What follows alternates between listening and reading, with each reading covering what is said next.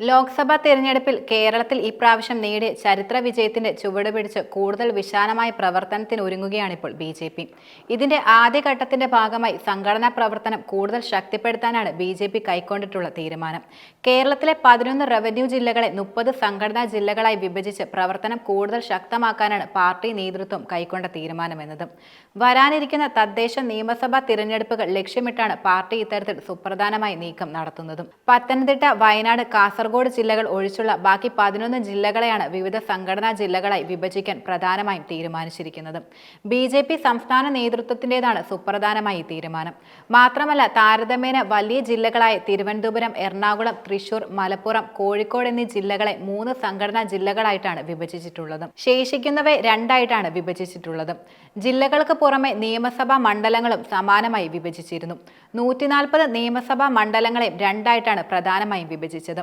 ഇതോടെ 250 സംഘടനാ മണ്ഡലങ്ങൾ എന്ന നിലയിലേക്ക് ഇത് മാറുകയും ചെയ്യും. എന്നാൽ നിലവിൽ പദ്ധതികൾ വഹിക്കുന്ന ജില്ലാ സെക്രട്ടറിമാർ, മണ്ഡലം ഭാരവാഹികൾ എന്നിവർ മാറുമോ എന്ന കാര്യത്തിൽ നിലവിൽ വ്യക്തതയില്ല. പ്രധാന സംഘടനാ ജില്ലകൾ എന്നത് Thiruvananthapuram north, Thiruvananthapuram south, Thiruvananthapuram city, Kollam east, Kollam west, Alappuzha north, Alappuzha south, Kottayam west, Kottayam east, Idukki north, Idukki south, Ernakulam city, Ernakulam north, Ernakulam east, Thrissur city, Thrissur north, Thrissur south, Palakkad east, Palakkad west, Malappuram central, Malappuram west, Malappuram east, Kozhikode north, Kozhikode rural, Kozhikode city, Kannur north, Kannur south എന്നിങ്ങനെയാണ്.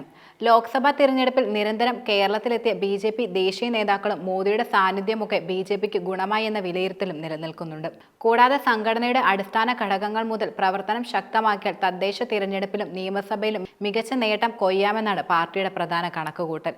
ഇതിന്റെ ഭാഗമായാണ് ഈ പുതിയ നീക്കം നടപ്പിലാക്കുന്നത്. സംഘടനാ ജില്ലകൾ രൂപീകരിക്കുക വഴി പ്രവർത്തനം കൂടുതൽ താഴെത്തട്ടിലേക്ക് വ്യാപിക്കാനും ജനങ്ങളിലേക്ക് എല്ലാം എത്തിക്കാനും കഴിയുമെന്നാണ് സംസ്ഥാന നേതൃത്വം പ്രധാനമായും വിലയിരുത്തുന്നത്.